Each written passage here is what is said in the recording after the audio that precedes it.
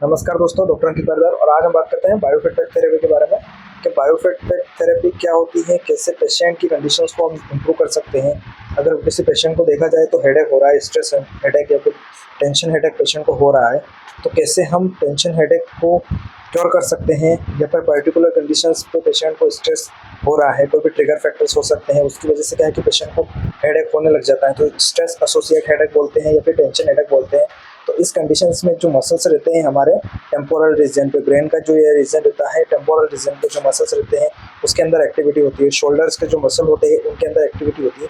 तो ये activity stress के एसोसिएट के कारण होती है। अगर स्ट्रेस धीरे धीरे बढ़ता है तो ये एक्टिविटी भी बढ़ती है, जिसके कारण क्या होता है कि टेम्पोरलिस जो मसल्स रहते हैं वहाँ पे अगर एक्टिविटी रहती है तो स्ट्रेस बढ़ जाता है, और स्ट्रेस की वजह से क्या है कि पेशेंट को हेडेक होने लग जाता है। और हेडेक के साथ में क्या है कि कंडीशंस कभी कभी न्यूसिया वोमिटिंग की कंडीशंस भी बढ़ जाती हैं। अगर वर्स हेडेक हो तो न्यूसिया वोमिटिंग के बाद पेशेंट को थोड़ा बहुत रिलीफ मिलता है। बाकी क्या है कि ये कंडीशंस वीकली या फिर बाई वीकली पेशेंट को होती रहती हैं, जिससे पेशेंट को काफ़ी तकलीफ का सामना करना पड़ता है। तो कंडीशंस तो देखा जाए तो हेडेक ही है। बाकी क्या है कि स्ट्रेस एसोसिएट हेडेक रहती है।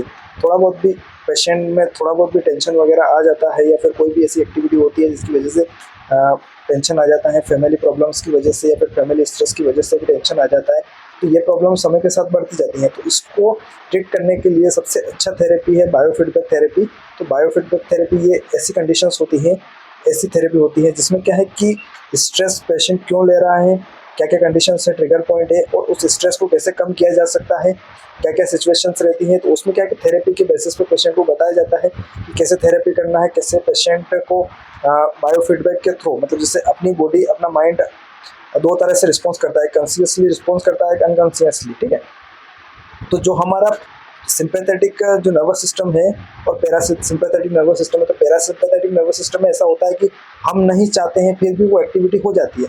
पेशेंट नहीं चाहता है कि उसको हेडेक होए, बाकी क्या है कि स्ट्रेस लेने के बाद हेडेक होता है। तो पैरासिम्पैथेटिक नर्वस सिस्टम की जो एक्टिविटी रहती है उसको कम करना है। तो उसमें क्या है कि एक्टिविटी को कम करने के साथ साथ क्या है कि हेडेक का जो रिस्पॉन्स बन रहा है उसको भी समय के साथ कम करना है। तो बायोफीडबैक थेरेपी इसी सेंस में काम करती है। तो बायोफीडबैक थेरेपी के बारे में अपन अच्छी तरह से जानेंगे। बाकी क्या है कि स्ट्रेस हेडेक में मैंने एग्जांपल दिया है आपको कि कैसे अपन स्ट्रेस के ट्रिगर फैक्टर्स को कम करके पेशेंट को अच्छी तरह से जो लाइफ एक्टिविटी रहती है, लाइफ स्टाइल में कुछ चेंजेस करके पेशेंट के जो ट्रिगर फैक्टर्स हैं हेडेक के, टेंशन हेडेक के, उनको कम कर सकते हैं। तो ये एक्टिविटी काफ़ी इफेक्टिव रहती है। जैसे मेरे पास अभी मैंने बहुत सारे पेशेंट्स के लिए जैसे सीपीटी साइकोथेरेपेटिक इंटरवेंशन भी पेशेंट की मैं करता हूँ। उसके साथ में क्या है कि बायोफीडबैक थेरेपी का इंटरवेंशन भी मैंने स्टार्ट किया है। तो इसमें क्या है कि बहुत सारे पेशेंट को जो सबकॉन्शियस माइंड में जो एक्टिविटी रहती है उसकी वजह से जो प्रॉब्लम्स रहती हैं वो होती हैं, जैसे इसको बोलते हैं साइकोसोमेटिक डिसऑर्डर्स। तो वो कंडीशंस बनती हैं, उनको ट्रीट करने के लिए बायोफीडबैक थेरेपी से इफेक्टिव कोई थेरेपी नहीं है। क्योंकि फार्माकोलॉजिकल ट्रीटमेंट भी हम पेशेंट का करते हैं तो बहुत सारी बार पेशेंट को रिलीफ हो जाता है। उसके बाद में क्या है कि पेशेंट को पूरी तरह से रिलीफ नहीं हो पाता है, वो डिपेंडेंट हो जाता है ड्रग के ऊपर। तो इस केस में क्या होता है कि पेशेंट की फिजियोलॉजिकल फंक्शंस के बेसिस पे ट्रीटमेंट किया जाता है, ताकि क्या है कि पेशेंट को आराम मिल सके।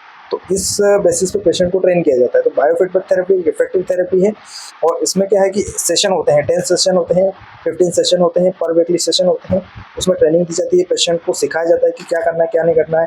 कुछ सेंसर्स अटैच किए जाते हैं, जैसे ईसीजी सेंसर हो गया, ईईजी ब्रेन के लिए सेंसर हो गया, मसल के लिए सेंसर हो गया, टेम्परेचर के लिए सेंसर हो गया। तो सेंसर पेशेंट को अटैच किया जाता है। उसके बेसिस पे क्या है कि कैसे कैसे ट्रिगर फैक्टर हो रहे हैं, कौन कौन से मसल्स को अफेक्ट कर रहे हैं, नर्व्स को अफेक्ट कर रहे हैं, उसकी वजह से क्या है कि हार्ट की जो वेरिएबिलिटी है वो भी अफेक्ट होती है। तो उसमें उसका भी पता लगा सकते हैं।